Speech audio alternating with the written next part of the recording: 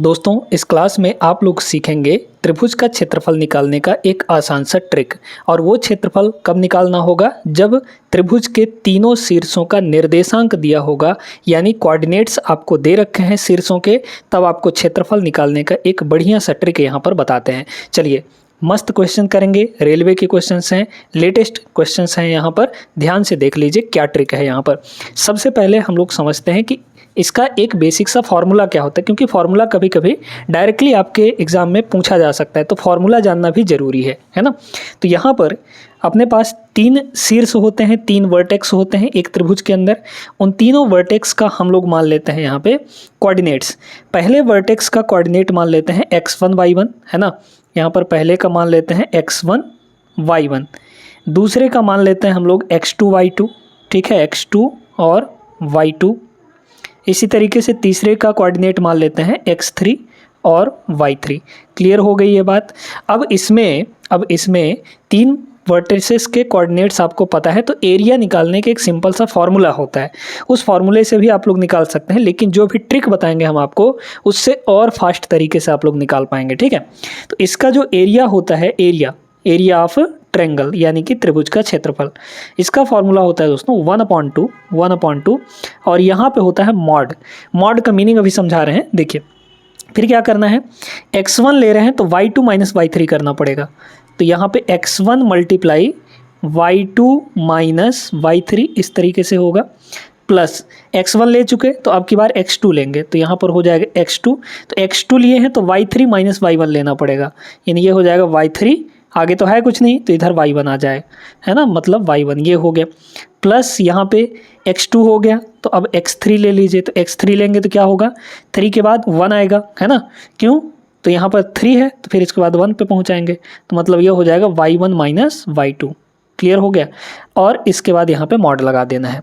अब इस मॉड का मतलब ये है कि इस मॉड के अंदर जो भी वैल्यू आएगी, चाहे नेगेटिव आए चाहे पॉजिटिव आए, है ना। तो पॉजिटिव है तो कोई बात नहीं है, लेकिन अगर ये अंदर वाली वैल्यू नेगेटिव आ जाती है तो मॉड का मतलब ये है कि वो उसको पॉजिटिव बना देगा, है ना। तो ओवरऑल हमें सिर्फ और सिर्फ पॉजिटिव वैल्यू लेनी है। तो इस फॉर्मूले में रखकर आप लोग यहाँ पे आपको दिया गया x1 y1, x2 y2, x3 y3 सारी चीज़ें रख के इसमें निकाल सकते हैं, कोई दिक्कत नहीं है इस फॉर्मूले में। लेकिन अब बताते हैं यहाँ पर ट्रिक सीखिएगा, ठीक है। तो बात करते हैं हम लोग यहाँ पर ट्रिक के बारे में। ट्रिक यहाँ पर ये है दोस्तों कि आप पहले इन तीनों शीर्षों को लिख लीजिए। पहला जो निर्देशांक है वो 0 और 2 दिया गया है, दूसरा क्या है यहाँ पे 2 और 3 दिया गया है ना, और तीसरा है यहाँ पर 3 और 1। अब इसमें देखिए किसी एक निर्देशांक को यानी किसी एक कोऑर्डिनेट को 0 0 बना लीजिए, है ना। किसी को भी 0 0 आप बना सकते हैं, चाहे पहले कोऑर्डिनेट को चाहे दूसरे कोऑर्डिनेट को, चाहे तीसरे वर्टिसेस को आप यहाँ पर 0 0 बना लीजिए। 0 0 बनाने का मतलब क्या है कि उस कोऑर्डिनेट को शिफ्ट कर दीजिए ओरिजिन के पास, यानी मूल बिंदु के पास, क्योंकि मूल बिंदु का जो निर्देशांक होता है वो 0 0 होता है ना।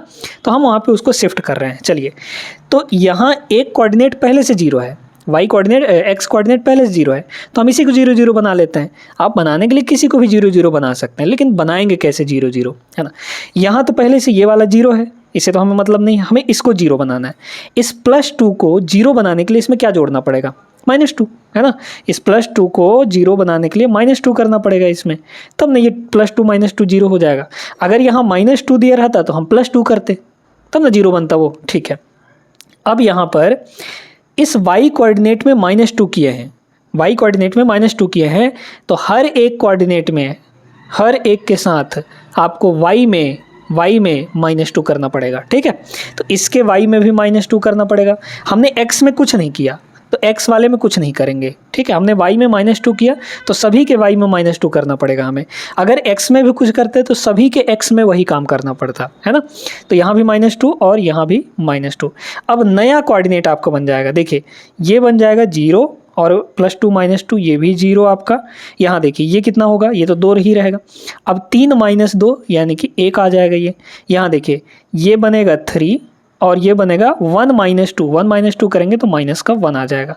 क्लियर हो गई बात यहाँ तक। अब क्या करना है, अब यहाँ पर जो 0 0 हो गया है उसको छोड़ दीजिए, हटा दीजिए उसको, है ना। अगला काम आपको क्या करना है, देखिए पास पास वालों की मल्टीप्लाई, यानी कि अगर पहले का y ले रहे हैं तो दूसरे का x कोऑर्डिनेट लेना पड़ेगा, ठीक है। तो इसका y तो इसका x मल्टीप्लाई कर देंगे, कितना हुआ 3 और 1 मतलब 3 1 कम 3। फिर पहले का अगर x ले रहे हैं तो दूसरे का y कोऑर्डिनेट मल्टीप्लाई करना पड़ेगा, यानी 2 और -1, तो 2 इंटू -1 माइनस का 2 आ जाएगा। और इन दोनों को क्या करना है, घटा लेना है। घटाएंगे तो कितना आ जाएगा, माइनस माइनस ये प्लस हो जाएगा, तो 3 + 2 यानी कि ये हो जाएगा 5, और इसका आधा कर देना है। आधा करेंगे तो कितना आ जाएगा 2.5 के बराबर। यही आपका हाफ क्यों किए हैं, क्योंकि फॉर्मूले में आता है हमारा, है ना, फॉर्मूले में आता है 1/2, तो 1/2 हमने यहाँ पे कर देना है। पास पास वालों की मल्टीप्लाई, दूर दूर वालों की मल्टीप्लाई, और उनका डिफरेंस ले लेना है, घटा लेना है, ठीक है। तो हमारा आ जाएगा 2.5। ऑप्शन नंबर कौन सा है, सी इज़ द करेक्ट आंसर। इसी तरीके से आपको लगाना है। अब आगे चलिए एक आध दो क्वेश्चन और प्रैक्टिस करेंगे, तब अच्छे से बन पाएगा। अब जैसे इसको देखिए, एक ये क्वेश्चन रहा, अब इसमें भी वही करना है, आपको एरिया निकालना है। लिख लीजिए कितना कितना है, -5 और 7 ये पहला कोऑर्डिनेट है, ठीक है। उसके बाद -4 और -5 ये दूसरा कोऑर्डिनेट्स है, और यहाँ पे 4 और 5 दिया गया है ना। अब इसमें से किसी एक को 0 0 बना लीजिए, है ना। मान लेते हैं हम शुरू के 0 0 बनाना चाहते हैं। इस -5 को 0 बनाने के लिए क्या करना पड़ेगा, इसमें +5 करना पड़ेगा, ठीक है। इस +7 को 0 बनाने के लिए -7 करना पड़ेगा। तो हर जगह यही चीज़ आपको करना है, +5 -7। तो इसमें करेंगे +5, इसमें -7, इसमें +5 और इसमें -7। अब रीराइट करिए, एक बार और लिखिए। ये तो दोनों 0 हो जाएंगे, है ना, दोनों 0 हो गए। इसको देखिए, -4 + 5, प्लस वाला ज़्यादा है, 5 - 4 1 आ गया।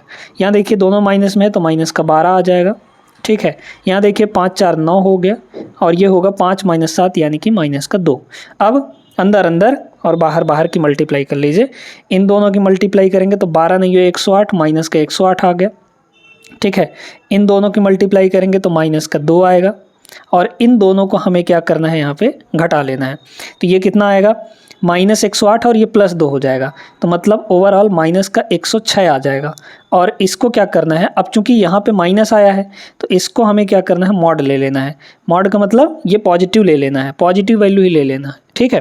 तो 106 आ जाएगा, तो 106 और इसको कर देंगे आधा, 53 square unit. Option number B is the correct answer, ठीक है। इस तरीके से आपको लगाना है। आई होप अब आप लोग सीख गए होंगे, लगा भी लेंगे, ठीक है ना।